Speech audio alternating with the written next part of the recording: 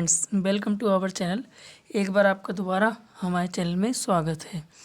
तो फ्रेंड्स, जैसा कि आपको पता है, ये जो सीरीज़ चल रही है इसमें मैं आपको कंप्लीट इंग्लिश करा रहा हूँ, ठीक है, जो कि प्रत्येक कॉम्पिटिटिव एग्ज़ाम के लिए सफिशिएंट है और बिल्कुल बेसिक से लेकर के एडवांस तक है, ठीक है। इसके बाद सिर्फ आपको प्रैक्टिस करनी है, नोट्स यहाँ से समझते चले। तो इसमें हम समझते हैं पार्ट्स ऑफ स्पीच क्या होता है, ठीक है। तो पार्ट्स ऑफ स्पीच से पहले आपको एक बात समझनी पड़ेगी। क्या? जैसे कि आपने अपनी मम्मी से बोला मैं डेली मटर पनीर बना दो, ठीक है, खाना बना दो। तो मम्मी क्या करेंगी? आपने नाम दे दिया खाना बना दो, पूरा बन के क्या बनेगा? खाना। लेकिन उसके पहले आपने बोला मटर पनीर की सब्ज़ी बनानी है, तो उसके लिए आपको पनीर लाना पड़ेगा, है ना। फिर मटर लानी पड़ेगी, फिर उसमें पड़ने वाले इंग्रेडिएंट्स लाने पड़ेंगे, मिर्च मसाले सभी, ठीक है। ऑयल डालना पड़ेगा।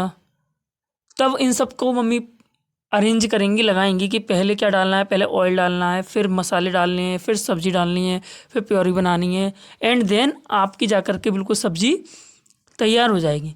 ठीक उसी प्रकार, ठीक है, सेम एज कंडीशन यहाँ पर भी फॉलो होता है। क्या मैंने बोला? Parts of speech. तो पार्ट्स ऑफ स्पीच के लिए ये क्या है?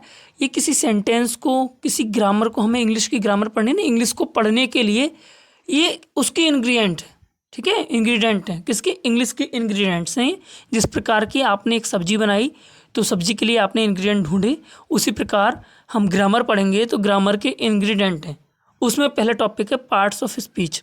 सही। ये समझो कि आपके घर पास मेहमान आए तो आपने मटर पनीर की एक सब्जी बनाई, ठीक। तो उसी प्रकार आपको आज पहला एक टॉपिक पढ़ना है, पार्ट्स ऑफ स्पीच। उसके अंदर कई सारे जैसे इंग्रेडिएंट होते हैं, उसी प्रकार इसमें टॉपिक्स हैं, ठीक। तो पार्ट्स ऑफ स्पीच में कुल मिला के कितने टॉपिक्स आते हैं? 9 टॉपिक आते हैं, ठीक है। तो हम एक एक करके समझेंगे 9 टॉपिक्स को और थोड़े स्पीड में। सबसे पहला है नाउन। देखो नाउन क्या होता है? नाउन होता है नेमिंग वर्ड्स। क्या? नेमिंग वर्ड्स, यानी ऐसे वर्ड्स जो किसी नेम को डिनोट करें, ठीक है। नेम किस किस का? किसी पर्सन का नेम, सभी ने पढ़ा होगा, इसलिए मैं इस टॉपिक को बस एज ए कॉन्सेप्ट समझाना चाह रहा हूँ जल्दी जल्दी, ठीक है। नेमिंग वर्ड्स में जैसे एज ए पर्सन, प्लेस और थिंग्स वगैरह, ये आपने डेफिनेशन पढ़ी है। फीलिंग्स भी होता है इसमें, ठीक है। मेटेरियल नाउन भी आता है। फिर इसके टॉपिक, इस पूरे हर टॉपिक की अलग वीडियो आपको मिलेगी नाउन की। तो नाउन बिल्कुल कॉन्सेप्ट से लेकर एडवांस लेवल तक अलग होगा। तो पहला हो गया नाम। नाउन जिसे हम नाम वाले शब्द कहते हैं, नेमिंग वर्ड्स कहते हैं, जैसे राम, पेन, आगरा, etc, ठीक है।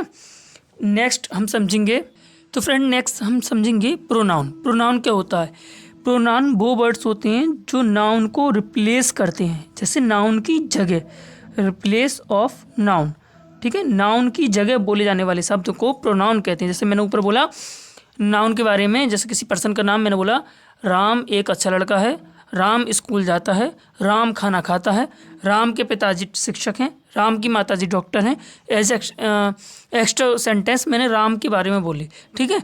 तो मैंने वहाँ बार बार राम नाम बोला, ठीक है, यानी नाउन का यूज़ करा। अगर मैं एक ही बार राम बोलूँ, मैं बोलूँ कि राम एक अच्छा लड़का है, उसके बाद मैं जहाँ राम आया उसकी जगह पे मैंने कह दिया, राम की जगह पे मैंने बोला ही, यानी वह एक अच्छा लड़का है, वह स्कूल जाता है, वह खाना खाता है, उसके पिताजी शिक्षक हैं, ठीक है। तो ही, सी, इट, etc।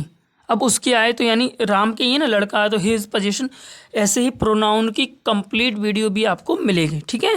नेक्स्ट समझेंगे हम वर्ब। वर्ब क्या होता है? वर्ब वो शब्द होते हैं जो किसी एक्शन को डिनोट करते हैं, ठीक है, किसी एक्शन को डिनोट करते हैं। कोई जिन शब्दों से हमें पता चले कि कोई काम हो रहा है, उन्हीं को हम वर्ब कहते हैं। जैसे एग्जांपल में मैं कहूँ ईटिंग, ठीक है, वॉचिंग, रीडिंग, सही है, गोइंग, ठीक, कुकिंग, एक्सेट्रा, यानी और भी, यानी ऐसे वर्ड्स जिनसे हमें किसी काम के करने का पता चले उनको हम वर्ब कहते हैं। हिंदी में इसको क्रिया बोलते हैं, ठीक है।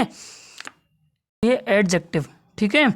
अब एडजेक्टिव क्या होता है? एडजेक्टिव वो वर्ड्स होते हैं जो क्वालिटीज़ बताएं हमको। क्या बताएं? क्वालिटीज़। किसकी? क्वालिटीज़ ऑफ नाउन या फिर प्रोनाउन। भाई देखो, नाउन की ही प्लेस पर हमने प्रोनाउन यूज़ करा, यानी नाउन और प्रोनाउन की जो वर्ड्स क्वालिटीज़ बताते हैं उनके बारे में डिस्क्राइब देते हैं उसको हम एडजेक्टिव बोलते हैं। जैसे मैंने एग्जांपल में बोला, जैसे Ram is a good boy, ठीक है। अगर अच्छा मैं यहाँ पे गुड ना बोलूँ, गुड को आप भूल जाओ कि ये गुड जो है यहाँ पे है नहीं, तो क्या सेंटेंस है, Ram is a boy, Ram एक लड़का है। अब मैंने इसमें गुड जोड़ दिया, मैंने बोला राम एक अच्छा लड़का है, Ram is a good boy. ये जो गुड है यही तो एडजेक्टिव है, ये जो गुड है यही तो एडजेक्टिव है भाई। ये गुड जो अच्छा है, अच्छा ये क्वालिटी किसकी बता रहा है, राम की तो बता रहा है कि राम लड़का तो है, लेकिन राम कैसा लड़का है, राम अच्छा लड़का है, ठीक। Sita is a hard working girl, यानी सीता लड़की तो है लेकिन कठिन परिश्रम करने वाली लड़की है, सही है, सही है। Mohini is a intelligent girl, ठीक। Delhi is a big city, Delhi city तो है लेकिन वो बड़ा सिटी है, बिग सिटी है। तो ऐसे वर्ड्स जिनसे हमें एडजेक्टिव यानी क्वालिटीज़ का पता चले उनको हम क्या कहते हैं, उनको हम एडजेक्टिव कहते हैं। तो फ्रेंड्स अब अगले टॉपिक पे चलें। एडजेक्टिव की बात आता है, पार्ट्स ऑफ स्पीच में ही चल रहे हैं हम। एडवर्ब, क्या एडवर्ब, एडवर्ब क्या होता है, एडवर्ब क्वालिफाइज करें, किसको, क्वालिफाई वर्ब या फिर एडजेक्टिव। अभी हमने एडजेक्टिव समझा कि एडजेक्टिव जो है वो नाउन या प्रोनाउन की क्वालिटी बताता है, ओके। अब हम कह रहे हैं कि ऐसे वर्ड्स जो कि वर्ब की क्वालिटी बताएं, किसकी क्वालिटी बताएं, वर्ब की क्वालिटी बताएं, या फिर एडजेक्टिव की भी और ज़्यादा क्वालिटी को क्लियर करें, उसको हम एडवर्ब कहते हैं, ठीक है। जैसे एग्जांपल में मैं बोलूं ही वॉक्स स्लोली, देखो अगर स्लोली वर्ड नहीं होता तो मैं लिखा ही वॉक्स, आगे कुछ भी हो सकता है, इन अ गार्डन, इन द गार्डन, ठीक है।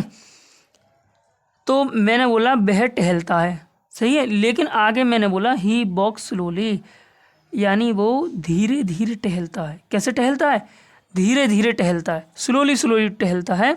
यानी ये किसको डिस्क्राइब कर रही है, वर्ब को कर रही है ना, वो टहलता तो है लेकिन कैसा टहलता है, धीरे धीरे टहलता है। तो ये क्या कहलाएगा, ये कहलाएगा एडवर्ब। क्या कहलाएगा भाई, एडवर्ब, ठीक है। आई होप ये भी पॉइंट आपको एकदम क्लियर हुआ होगा। अब आगे समझते हैं नेक्स्ट, प्रीपोजिशन। प्रीपोजिशन क्या होता है, देखो इसी में वर्ड लिखा है पोजीशन, सही है, यानी स्थिति बताए, ठीक है।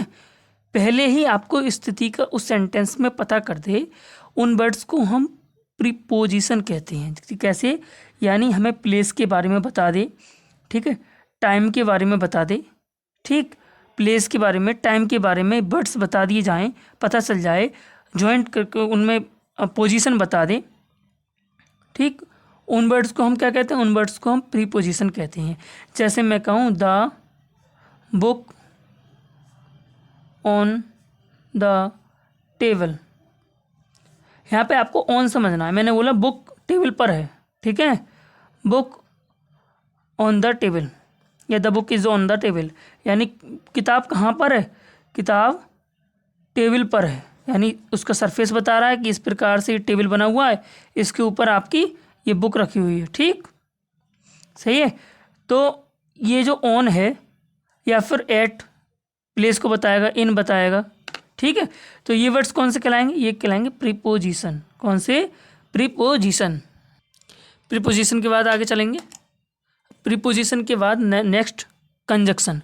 कंजक्शन क्या होता है, कंजक्शन होता है जॉइनिंग वर्ड्स, क्या, जॉइनिंग वर्ड्स या फिर सेंटेंस, ठीक, यानी ऐसे वर्ड्स जो कि किसी सेंटेंस को, किसी दो फ्रेज को, क्लॉज को, वर्ड्स को आपस में जोड़ दें, ठीक है, आपस में जोड़ दें, उनको क्या कहते हैं, उन्हीं को कंजक्शन कहते हैं। एग्जाम्पल में मैं बोलूँ he is eating a mango and a roti. Example के लिए समझें, मैंने बोला he is eating a mango and a roti, यानी वह खा रहा है क्या, एक mango, yes, and a roti यानी एक रोटी, या अ ब्रेड, ठीक, यानी वह एक रोटी और एक आम खा रहा है, सही है। तो ये जो एंड वर्ड आया, देखिए इतना एक सेंटेंस है, he is eating a mango, ये अलग सेंटेंस है, ही इज़ ईटिंग अ रोटी, लेकिन वही खा रहा है तो हमने ज्वाइन कर दिया, क्या कह दिया, he is eating a mango and roti. सही है, he is eating a mango and roti. तो एंड क्या वर्ड हुआ, एंड कंजक्शन हुआ, जैसे एंड है, वट है, बिकॉज है, इफ़ है। ठीक, ये वर्ड्स कौन से होते हैं, ये वर्ड्स कंजक्शन कहलाते हैं। ठीक है, हम बिल्कुल विस्तार से समझेंगे, अभी तो बस मैं इंट्रोडक्शन दे रहा हूँ पार्ट्स ऑफ स्पीच का। नेक्स्ट है इंटरजेक्शन। क्या, इंटरजेक्शन। अब इंटरजेक्शन कौन से वर्ड्स होते हैं, इंटरजेक्शन वो वर्ड्स होते हैं जो एक्सप्रेस करें, यानी बताएं, व्यक्त करें, एक्सप्रेस फीलिंग, आपकी फीलिंग्स, सॉरी गलत हो गई स्पेलिंग, FEELING, जो आपकी फीलिंग्स को एक्सप्रेस करें, ऐसे वर्ड को हम क्या कहते हैं, ऐसे वर्ड्स को ही इंटरजेक्शन कहते हैं। ठीक है, जैसे ब्रेवो, वेल डन, हुर्रा। ठीक, इनके word bravo, well done, LS. ठीक, ये वर्ड कौन सी है, इन वर्ड्स को हम इंटरजेक्शन कहते हैं। ठीक है, जिनसे हमें किसका पता चले, फीलिंग्स का पता चले।